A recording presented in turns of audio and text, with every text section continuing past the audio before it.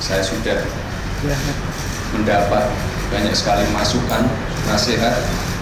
Saya juga sudah menjelaskan kronologi dari A sampai Z terkait pertemuan kemarin.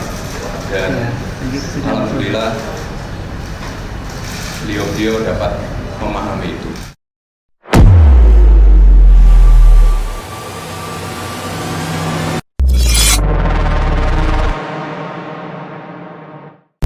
Video ini dibuat bukan untuk menyudutkan siapapun, serta diolah berdasarkan fakta dan data. Jika ada yang merasa tersudutkan, silakan tonton kembali videonya dengan seksama. Assalamualaikum warahmatullahi wabarakatuh dan selamat berjumpa kembali dalam Lambe Politik. Nah, tema kita kali ini langkah jaran Mas Gibran.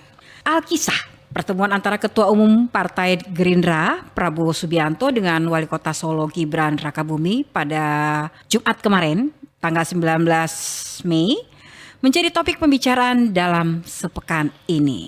Pertemuan tersebut tuh jadi kayak sinyal gitu loh. Anak-anaknya Jokowi dukung Prabowo jelang Pilpres 2024. Sebelum kita bahas, tolong jelasin dulu ini. Arti judulnya ini langkah jaran Mas Gibran ini apa? Aku kan orang Sumatera nggak ngerti. Jaran itu kalau bahasa Jawa itu artinya kuda. Oh kuda? Kuda. Bukannya pancingan itu ya? Bukan, itu joran. Oh joran. Iya, kok plesetan-plesetan begitu nih ya. Jaran itu kuda. Langkah jaran itu atau langkah kuda itu kalau dalam permainan catur itu ada namanya langkah kuda. Nah, langkah kuda ini biasanya berbeda dengan bidak-bidak yang lain gitu. Oh ini main catur ceritanya? Catur. Nah politik itu kan biasanya identik dengan permainan catur juga. Kirain kan? kuda beneran. Enggak, ada juga nanti kuda beneran kita bahas. Ada kuda juga beneran ya? Kan main kuda juga iya, sama betul. Prabowo. Nah kuda ini langkahnya tidak lurus, ke kiri ke kanan, atas bawah. Pakai kacamata kuda ya? Diagonal gitu, enggak. Nah kuda ini unik memang. Kuda ini langkahnya kayak huruf L gitu. Nah ini memang unik. Nah makanya kemudian disebut langkah kuda itu ya manuver atau cara atau langkah yang sulit ditebak oleh lawan. Biasanya sih begitu. Kok sulit ditebak? Orang udah jelas-jelas ngadain pertemuan kok di Solo. Terus udah gitu si Kaisang juga pakai baju Prabowo. Terus Iya, Jokowi juga betul. berapa kali. Itu kan secara kasat mata. Iya, Yang iya. di belakang itu apa yang terjadi? Kita nggak tahu kan? Nggak tahu nah, sih. itu makanya disebut langkah kuda. Oh. Tapi ini kita bahas dulu nih ya. Pertemuan tanggal 19 Mei. Gibran Rakabuming Raka ketemu Prabowo di Angkringan Oma Semar Solo. Ini bener nggak sih hanya sebatas makan malam aja? Bener nih nggak bahas-bahas politik? Sebetulnya begini, mungkin kita tarik lagi ke belakang ya. Kenapa seorang Menhan atau Menteri Pertahanan Prabowo Subianto yang sudah dicapreskan oleh Gerindra kok mau-maunya gitu ya menemui seorang wali kota. Ini kan gapnya jauh banget nih, Iya. jaraknya Orang jauh banget. tua nemuin anak-anak ya. Nah itu yang pertama. Yang kedua, kita tarik lagi ke belakang. Tahun lalu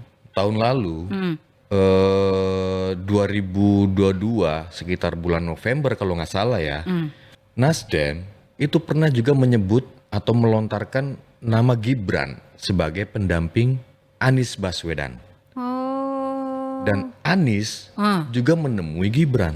Oh iya benar. Nah, kenapa kemudian Gibran ini menjadi gula? Kan itu yang disebut sama politikus PDIP kan. Banyak semut dong yang ngerubutin. Nah, Manis. kalau mau Ngomongin. ditarik lagi ke belakang nih, bulan Juni kalau nggak salah ya 2022 itu juga Gibran juga datang ke Hambalang kan, Ya. naik kuda kan, masih inget nggak? Benar. Naik kuda dengan Prabowo. Januari juga tuh ketemu Bobi sama Gibran juga kan. Jadi artinya ini bukan pertemuan pertama, tapi udah pertemuan yang kesekian kalinya. Nah, tapi kan habis itu kan dipanggil nih, ya kan? Dipanggil ke Jakarta, ke PDIP, ke Menteng. Kemudian ketemulah tuh sama Pak Sekjen PDIP, Pak Hasto, dan Ketua DPP PDIP Kamarudin ya, Marusin itu ya. Nah, tapi sebenarnya katanya itu bukan teguran, cuma dipanggil doang, terus disidang, terus udah gitu ya kata Gibran ya, wah nggak salah kok, dibilang itu gimana? Kenapa Mas Gibran ini semakin sering terlihat berada di pusaran-pusaran apa namanya aktivitas politik yang kalau bisa disebut relatif beresiko gitu. Kalau istilah zaman sekarang itu bermain di pinggir jurang gitu. Nah ini yang kemudian Bajunya baju PDIP loh, Ya. tapi ketemunya sama Gerindra loh. tapi ya kalau mau jujur apa yang diperlihatkan oleh Gibran ketika bertemu dengan Prabowo, mau menemui Prabowo, sebetulnya ya kalau aku lihat sih itu memang sudah cukup cantik gitu loh manuvernya. Makanya kemudian PDIP Tapi ini tidak bukan perlawanan ya. bukan. Dalam hal ini mungkin begini. PDIP tidak menjatuhi sanksi atau memberi teguran keras. Kenapa? Ya mungkin ini kita harus tarik dulu mungkin ini. Satu sisi mungkin pertemuan itu bisa menjadi sinyal bahwa keluarga Widodo dalam hal ini Jokowi terahnya terbuka untuk mendukung siapapun capresnya.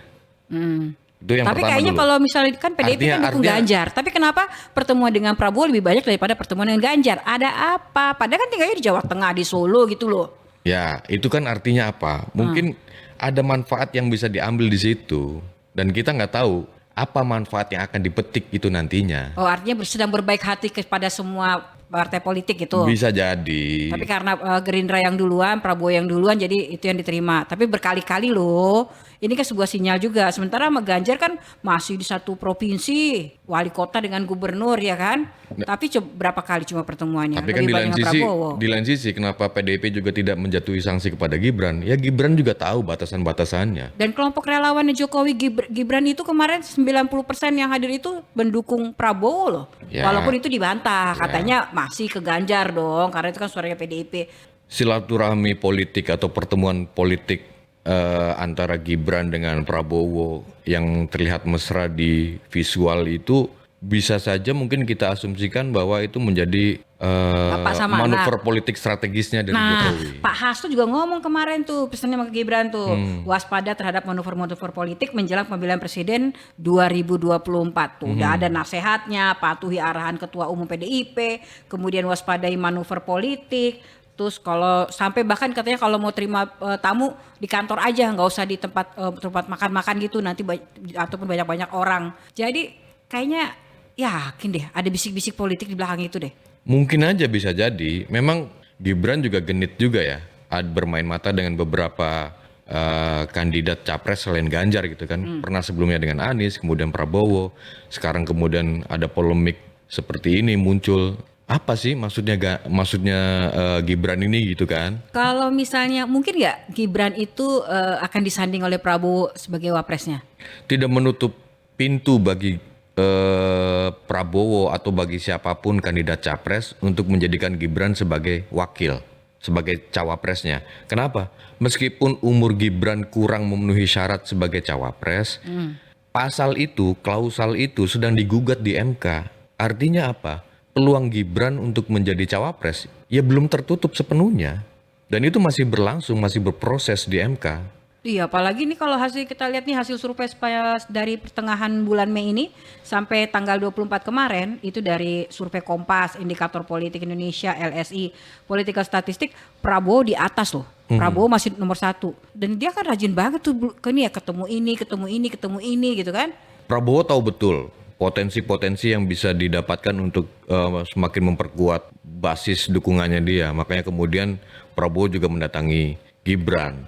Tapi apakah dalam hal ini kemudian sebetulnya siapa yang genit nih? Gibran atau Prabowo-nya? Kayaknya Prabowo deh soalnya kemana-mana. Mungkin bisa juga menulis di kolom komentar. Apakah Gibran ini mau keluar dari kandang banteng dan masuk ke kandang kuda?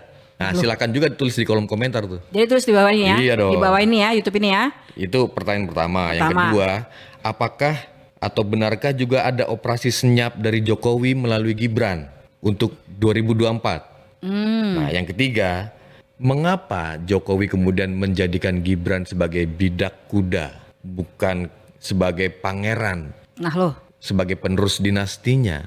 Nah, tulis aja di kolom komentar. tulis ya. Kita tunggu jawabannya. Akhirnya wassalamualaikum warahmatullahi wabarakatuh.